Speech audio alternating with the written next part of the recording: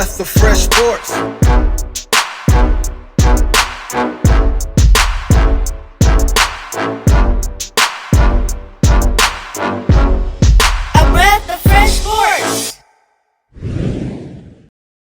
Welcome back, everybody, to another episode of A Breath of Fresh Sports. I am your co-host, Courtney. I am your co-host, Laron. And hey, we back. It's another weekend. It's another Saturday. And we just had some very exciting news last night. As everybody know, a lot of people were asleep when this news came in. Kawhi Leonard to the Clippers. Man, I was knocked out. I woke up like, man, what is going on? Not only Kawhi Leonard. No, it's not just him. The big shocker was Paul George also going to the Clippers. Man, how did that happen? And the whole time we were all waiting and thinking Kawhi was taking a long time to make his decision. The whole time it was because he was trying to get Paul George to come to get out of Oklahoma City to either go to the Raptors or the Clippers to come join them. Man, Kawhi is the top dog of the league right now, and he got everything working his way. I was shocked when I seen the Paul George, but it made a lot of sense to me because they almost similar. They got so much similar playing games. You know, they both work on defense. They both good scorers, and watch out for the Clippers. Yeah, I hate to say it as a Laker fan, but sheesh Louise. Yeah, it's gonna be crazy. You got Kawhi, you got Paul George, you got Patrick Beverly. Then you still got Lou Williams coming off the bench, Montrezl Harrell coming off the bench.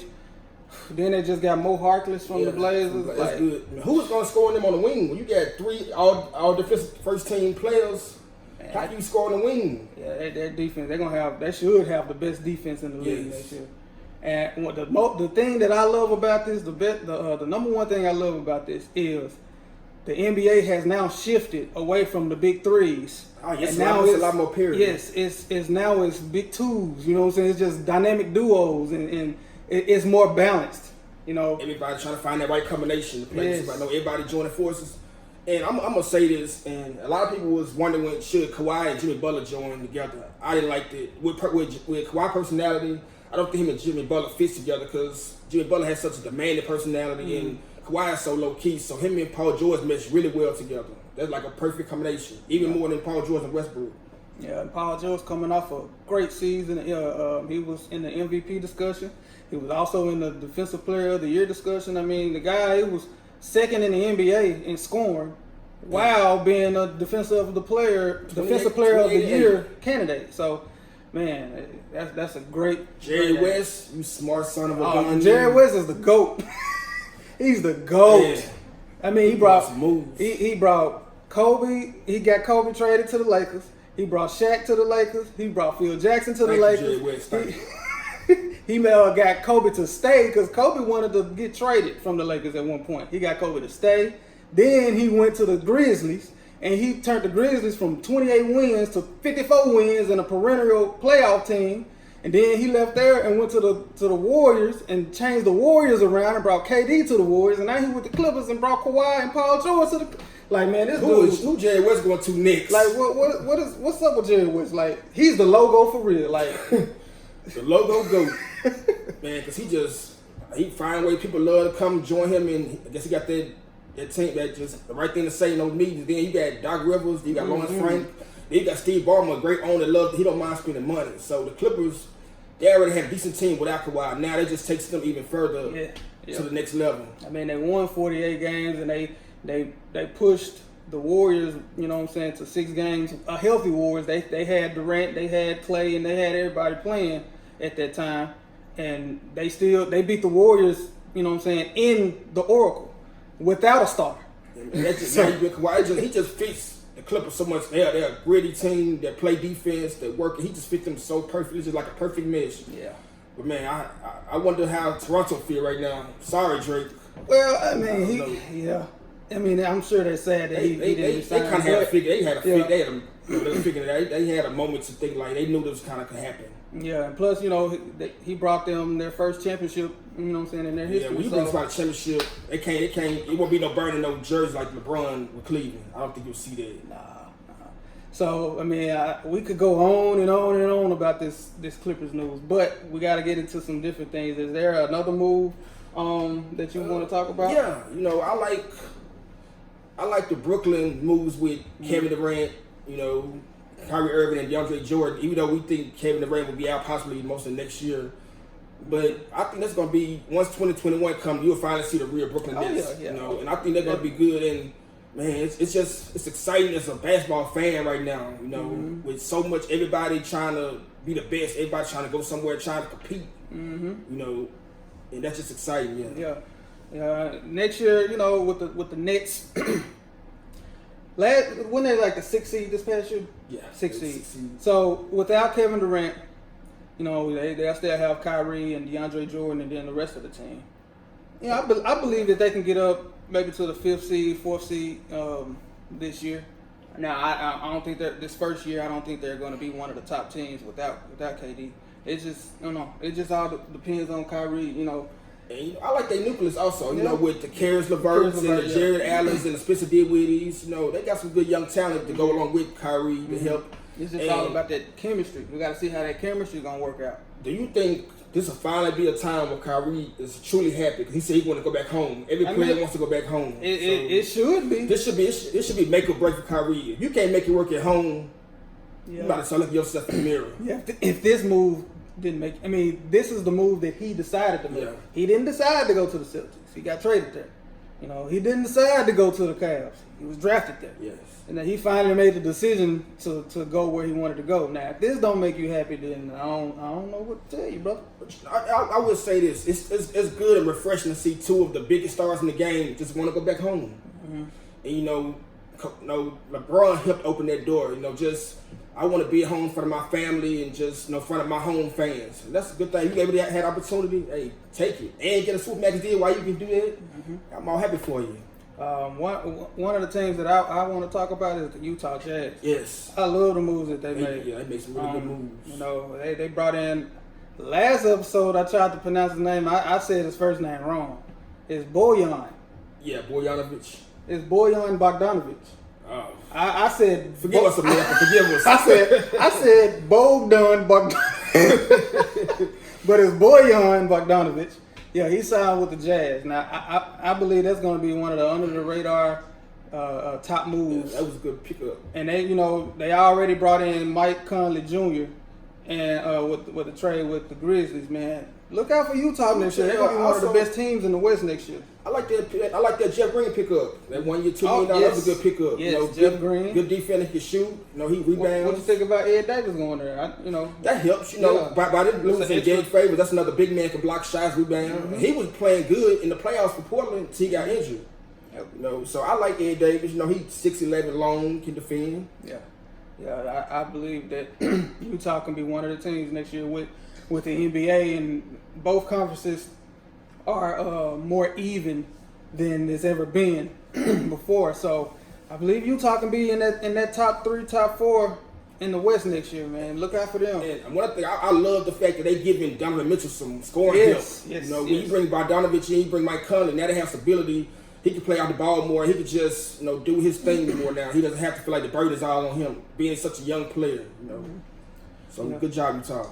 And, since we talked about the Clippers lose, and that means the Lakers lost out on Kawhi. Yes. So with the Anthony Davis trade and all the other trades that happened during the draft, there was a part, like picks that were a part of that nucleus, the Anthony Davis trade.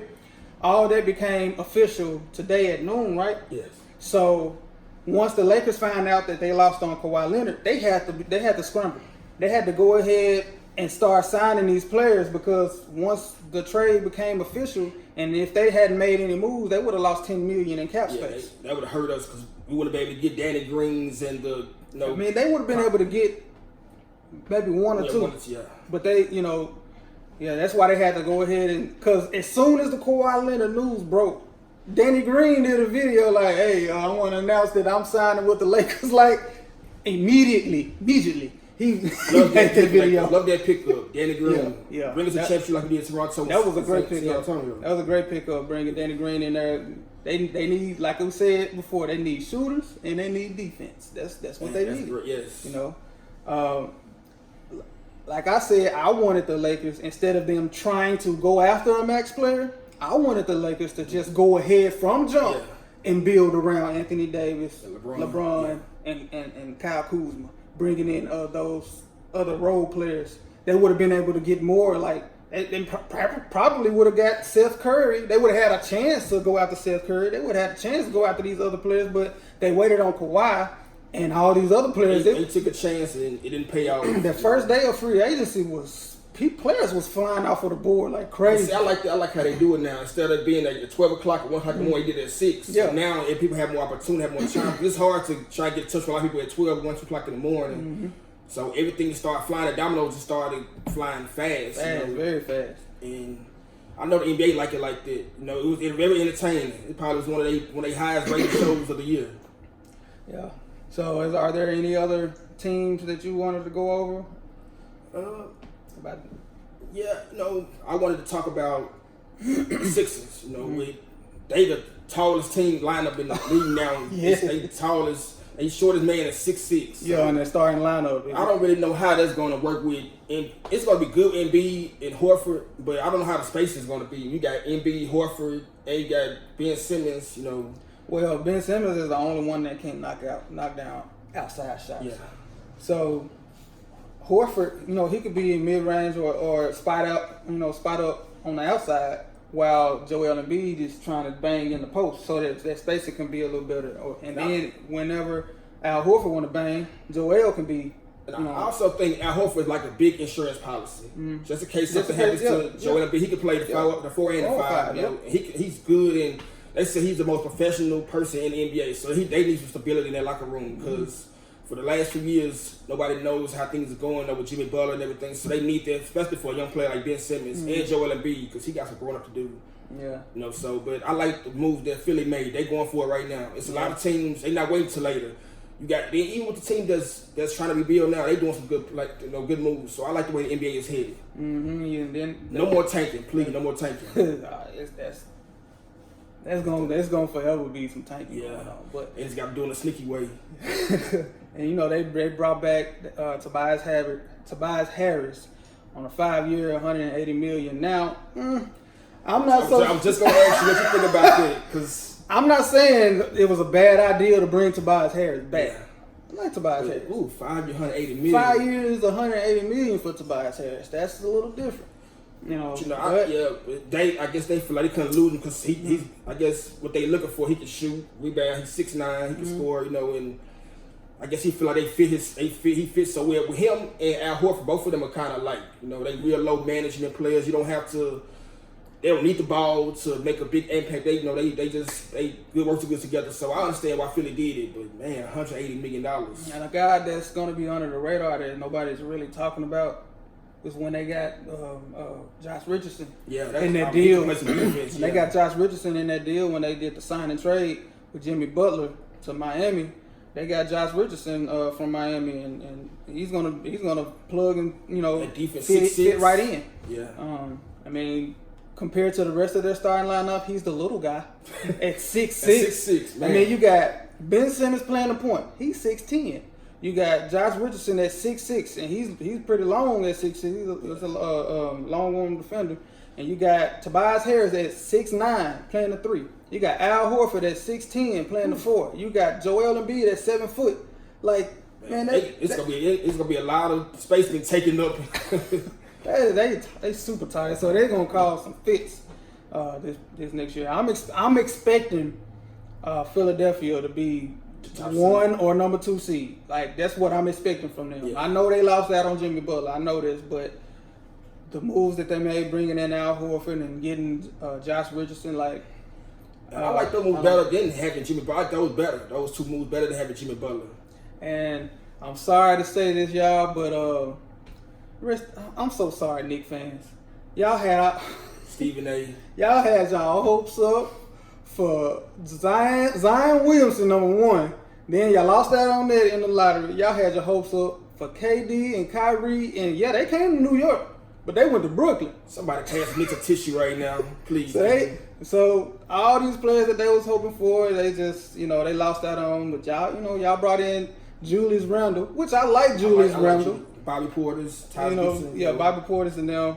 They wanted to bring in all 4s. No, that was I like the combination because you got some youth and you got the experience with Taj Gibson. Because when you got young players like R.J. Barrett and Bobby Portis and a lot of these young Dennis Smith, you need some grown man nucleus, to straighten the locker room up. So I like what they did, and they really didn't want to take a chance of not getting anybody. They said, look, we have full rebuild mode with David Fizdale, they coach, and he's a good coach. So I like what the Knicks doing. Yeah.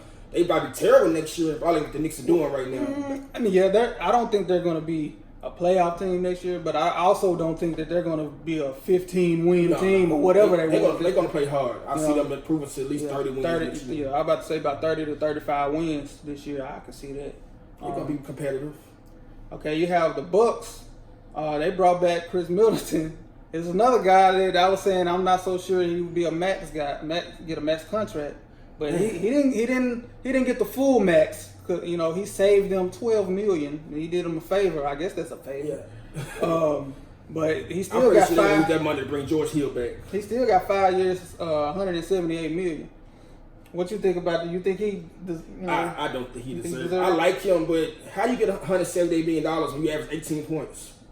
Now I'm not knocking. Get your money, but I guess they feel like he been there for a while. They want to just keep their whole nucleus with him and Eric Bledsoe and Brook Lopez. And he's a one-time All-Star, right? One-time All-Star. And he knew he wasn't get that money nowhere else. He won't get a close max nowhere else. Mm-hmm. So he took the first option they could give him, and that's a tough $178 million, and they lost Malcolm Brogdon because of that, and that's going to hurt them. Speaking of Malcolm Brogdon, that's what I wanted to go into next with the Pacers. Yeah, I also like what the Pacers did. Him and Victor Oladipo, I like that together. I like that tandem. They brought in Jeremy Lamb on a cheap contract. A shooter. You got Miles Turner. They still got Thaddeus Young. They still got Sabonis. I like that. So I believe that the Pacers they were a top 4 team this past year. So I believe they're gonna stay right. And I've heard a lot of people say they feel like they'll be the best defensive backcourt in the East. Malcolm Brogdon and Victor Oladipo. It's possible, but the Sixers, with how long they are, Josh Richardson and Ben Simmons. It's gonna be tough, man. It's gonna be hard. It's gonna be hard to get around them long. It's gonna be tough trying to score on them. Just like it's gonna be tough trying to score on the Clippers. It's crazy. Oh man, that's crazy. You had Terry Rozier ending up with the Hornets. This guy said that in the last episode. He said that I felt it. I just felt like he was gonna go there because he want to go somewhere where he be the man, and they already knew they were losing out on Kemba, so they needed a point guard. It was the perfect fit with them. And you had Kemba going to the Celtics. It was basically a swap. Well, they ended up being a sign and trade, right? Yeah. So. Yeah, but he got 4 years, $142 million, which was the max. Terry Rozier got 3 years, $58 million. Yeah, 3 years, 58. Yeah. So, and then Boston also brought in Cantor, Enes Kanter from that's a good deal. Situation. That's a good deal. 2 years, $10 million. That situation was a little weird.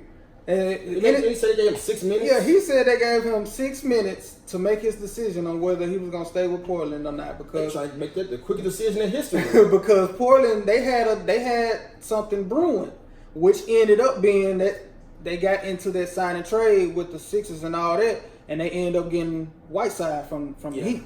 Man, so they was trying to give Cantor the first decision, like, hey, are you gonna stay with us? We're gonna give you this certain amount of time to make your decision. Now he said it was 6 minutes. Damian Lillard, he was on Twitter. He was like, he said they didn't give my guy 6 minutes. Maybe they gave him like 45, 50 minutes or an hour to make his decision, and maybe he was down to his last 6 minutes. Because you never know, man. With these deals, especially how fast things were moving on that first day. You gotta act quickly. Move. You gotta act quickly, man. So they gave him a little time. I feel like this should have been a little sign of respect. It's like they still got this offer on the table for you. Yeah. They're giving you the first choice whether they're gonna do this sign of trade. So but he lost some money. 2 years, $10 million. I'm pretty sure he would have more money with Portland. Mm-hmm. So, but I like that with that Boston. But when I see Boston and Kemba, I see like a resemblance of Kyrie. Maybe he a little bit better in the locker room, but they have similar games. They both, one-on-one types. Chemistry though. That chemistry. You could be the best player in the world if you ain't got no team chemistry. You can only go so far. I'm not so sure how their team chemistry was at Oklahoma City, but maybe it was something brewing with him. For Paul George to ask for a trade, there's something going on. With that, I wasn't even talking about that, but yeah, with the Paul George situation, like they had enough talent to get out of the first round. Yeah. And when they had Kevin Durant, you know, they can only go so far. You know, if they don't fit well with each other, or I'm not saying that it was something going on between KD and Westbrook. Yeah. I'm not saying that, but if there was something going on, the team chemistry is a big thing. And you can't sit here and tell me that they didn't have enough talent to win a championship. They had Kevin Durant, Westbrook, and James Harden, and Serge Ibaka. Yeah. Now it went from that to just Kevin Durant and Westbrook and Serge Ibaka. Then it just went to Kevin Durant and Westbrook. Yeah. Then it went to Westbrook and Steven Adams. Then Westbrook, Steven Adams, and Paul. The dominoes keep falling. On person left is Westbrook and Adams still there. Yeah. And I've been here. I heard some trade rumors about Adams. I think they're going to break the whole Oklahoma City Thunder team up. And the Bears going to start back over. Did you hear did you read the rumor that the first offer was Oklahoma City offered the Raptors a trade? Yeah, They offered Westbrook and Paul George to the Raptors for Pascal Siakam and a record amount of draft picks. So they offered. I also heard that they didn't want to take on Russell Westbrook contract, 4 year, $170 million. They didn't want to take that on. He about to be 30, 31. He declining, so they didn't want to take that risk. They didn't want to get rid of Pascal Siakam, so they must really believe in him to be a future All-Star. I guess they was looking at what I'm saying is team chemistry thing. They got a thing going on with their chemistry with their team, and they feel like they can. Yeah, we lost on this. Is how they feel. We lost out on Kawhi Leonard, but now. Pascal Siakam, he has showed improvements. Yeah. Maybe he can come in. Got OG, Anunoby, and which he didn't even play. Like he was hurt, right? And he's gonna be coming back, and he's probably gonna be a little better. And you got Pascal Siakam, who's gonna be even better than he was this year. Still got so they got something to build around, But don't look for them to be one of the top teams in the East. No, it's gonna take a while. It's gonna take a while. But they do got some money, so we'll see what's coming next for the Raptors. Yeah, but who's out there to sign right now? Everybody's. I guess Boogie Cousins, but I don't think they're gonna do that. Yeah, it was reported that he's struggling to find a mid-level contract. Boogie. He bet on himself. He went all in on himself when he turned down a 2-year, $40 million deal with the Pelicans to sign a 1-year, $5.3 million deal with the Warriors. He bet on himself to go with the Warriors. He gonna rest, sit out. Come back around playoff time. Get a ring. Show what he can do in the playoffs, and that's gonna build his stock up to get a near max deal. I'm sure that's what he was thinking, but it went totally wrong. The game is changing, transitioning from where he plays. He like to play below the rim. He's not very fast. He's not very athletic. The league is just going so fast. It's hard to find a spot for a low post scorer right now. Yeah, and with him coming off of that Achilles injury, like he was never able to really move like that. He ain't never been athletic. He ain't never been quick or fast or able to jump high or nothing. But he looked like he couldn't move on defense. He was moving on quicksand. He was stuck in it. So I'm sorry, Boogie Cousins. We wish you the best, but I think you're gonna end up with the Wizards.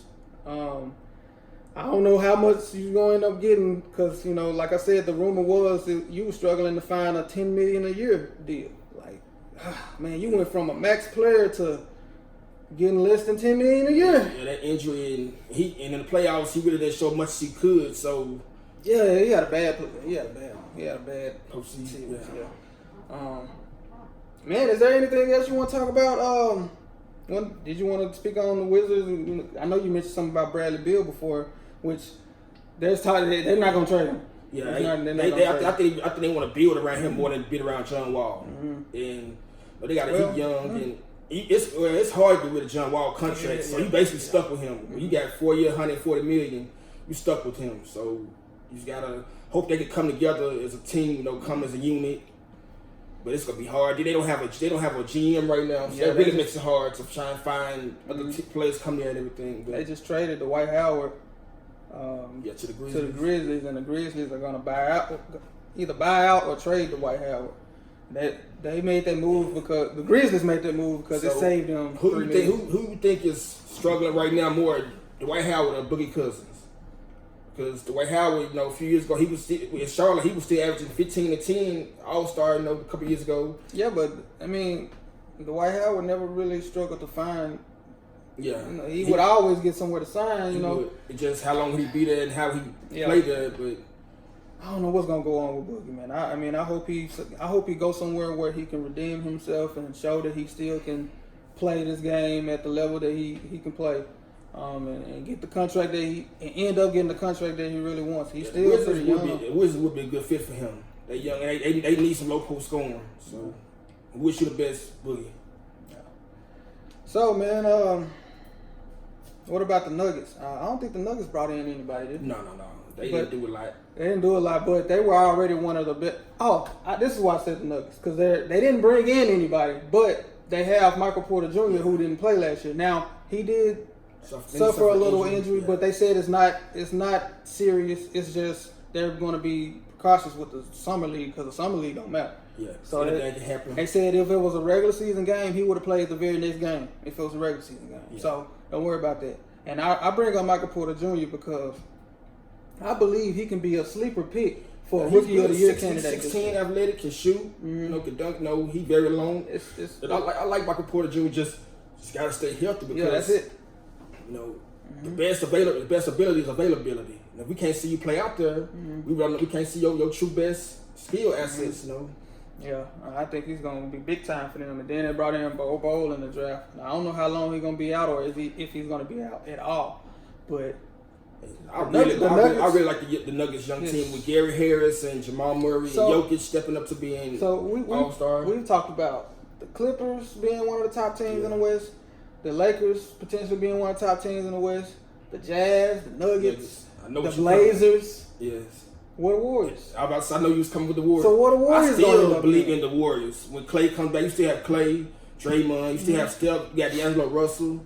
Now they got a little more money to get more depth. They still re-signed Kevon Looney. The big thing is how long will Clay end up being out? Because yes, they brought in D'Angelo Russell, but where they're going to be hurt the most is defense. Yeah, that's going to hurt. Yeah. Because they would always try to hide Steph Curry on defense and try to switch Clay on in the pick and roll or switch somebody or Draymond. Now, the only really defender that can defend like that's going to be out there while Clay is out is Draymond. And now they look a lot smaller too. Yeah, and Russell's he's not a defender. Steph is not a defender.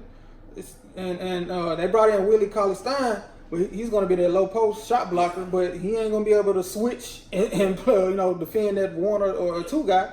So that's where they're going to struggle. But it's going to hurt them defensively more than offensively. Now, because Clay does so much for them. On the defense, you could match him against 2, 3, 4s. And it makes that small lineup. That's what makes it so dynamic. You're missing that right now with Clay. Bringing Kevon Looney back was big. Now he fits that system really good. He does pretty good on pick and roll defense. When he switch, he plays pretty good defense when he switch on that pick and roll. He athletic on the pick and roll. Yeah. So but I see that they brought in Glenn Robinson III. I didn't even know that. I didn't even know he was still playing in the league. I know he. Wasn't he in a G League or something? Yeah, I think he was. I just know he was in the dunk contest. I know he was hurt for a while. I just know he was in the dunk contest. Yeah. But I see they brought him in. They brought him in, for athleticism, Yeah. But with Clay being out at the beginning of the season, nobody knows exactly how long he's going to be out. There's talks of him coming back in February. But by then, that's over half of the season. That's like 60% of the season is already gone. So that's a large chunk to go without Clay. And I'm gonna say this: by Clay being out, I really feel like Steph can win MVP this year. Yeah, it's I very really possible. feel it because you saw how he played when Clay and Kevin Durant was out in the postseason. So he see his noise window. I can see him averaging 30, 35 points easily. Because they're gonna depend on him a lot. Yes. They got to. Yeah, I have no doubts about them scoring. I have no doubts about that. It's just all about the defensive side. Yeah, because they got they need to get a backup point guard that can defend. Yeah, and with all the things with Kevin Durant leaving the Warriors and Clay being out and things are being more even than it's ever been in the NBA. You got the Rockets, who really haven't made any moves, but they really couldn't. They didn't have a lot of money, have a lot of cap space. They just brought back Gerald Green and Devin House and Austin Rivers. Yeah. So which I like the Austin Rivers. I like them re-signing him. 2-year deal. So basically, they just like, look, we finna go at it again. You know, we finna try this again, round 3. And I know they probably happy, like they feel like, man, we can finally get past the Warriors. But now you think about it, now you got the Clippers and the Lakers. It's like they're more like, man, we can't win for losing. We try to get one monkey off our back, somebody else still climbing on top of it. So it's gonna be the West and the East is gonna be very good, particularly the West. It's gonna be very good this year. Mm-hmm. It's gonna be real exciting. I know we've been talking about the NBA a lot because this is what's in the news right now. It's NBA, all this free agency and the draft and all this stuff. But we are huge NFL guys. We're huge football guys. It's coming soon. And it's coming soon. But we talking about all this NBA stuff. It's just let you know how exciting this next year is going to be, man. You got all these teams are going to look so different next year. So it's going to be real good. And for everybody, I feel like, they said the ratings been down for the NBA lately. I think the ratings are going to shoot through the roof because now with so much parity, every team feel like they have a chance now. So it's going to bring more fans coming out because for so many years, it was like the Warriors against the world. Now everybody has an equal opportunity, to showcase and so they can try and get to the playoffs and feel like they can do what they need to do because, man, when you lose Kevin Durant and you lose Klay Thompson, that just shakes the whole NBA up. Yeah. So I mentioned who I had a sleeper for the Rookie of the Year, which is Michael Porter Jr. Do you have a sleeper candidate for Rookie of the Year? Yeah, I really like. Man, what is his name? The guy. Well, of course Zion. You got Ja Morant, but I really like DeAndre Hunter. Yeah, okay. I like him with the Hawks. I like him as a defender. Can shoot. He can rebound, score. I really like DeAndre Hunter. That's my sleeper to win Rookie of the Year. Okay. What about a playoff team that as of right now nobody would see potentially making the playoffs and could sneak their win? So piggyback off DeAndre Hunter, I could see the Hawks making the playoffs. I really like what they did with Trae Young, Cam Reddish, DeAndre Hunter, and John Collins. They got a nice young team. I believe I think it was episode 2 which episode is this, 3? I don't know. But anyway, I believe I mentioned that I think the Hawks are going to make the playoffs next year. I think the Hawks are going to make it next year in the East, and I think the Mavericks are going to make it out the West. When you got Luka Doncic and you got Kristaps Porzingis, and you could possibly get Marcus Morris, they got some young players. That's going to help a lot. I can see them making the playoffs. Because Oklahoma City, they're not going to make it. With them losing Paul George and so. You don't think they're going to get in there? No. And I think Billy Donovan will be fired after this year. I think they're just going to completely, Sam Presti going to start completely over. Let's just start this from scratch. Yeah. So I my 2 sleeper team, one of them was the Mavericks, fighting their way into that 8th seed in the West. And another team that could be a sleeper is the Kings. Oh, yeah, I forgot about the Kings. Yeah, they were already close. They were already kind of fighting last year to try to make that 8th spot. They ended up falling short. But I think next year they can be one of those sleeper teams. I love Fox game. I do. Yes, he's one of my favorite young players right now. Yeah. So California looking really good right now. Man, that's the whole Western Conference. The City of Angels are looking good. The whole Western Conference, basically California. All these teams, man. You got the Kings. They're gonna be fighting for a spot, but you got the Clippers and the Lakers and the Warriors, and they're gonna be great. Is there any other team that you want to mention? Any other moves, free agency moves, or trades, or anything? I think we did a great job. Okay. You got any more you want to? No, man. I think I'm done, man. We went over the Sixers, what we felt about the Sixers and the Clippers and all this and this. Yeah, we covered a lot of bases, and maybe we might have some more later on next week or something. But the free agency has been really exciting. It has. It's been a great offseason already. It just began 2 weeks ago. What the offseason? So man, it's becoming like NFL. There is no offseason.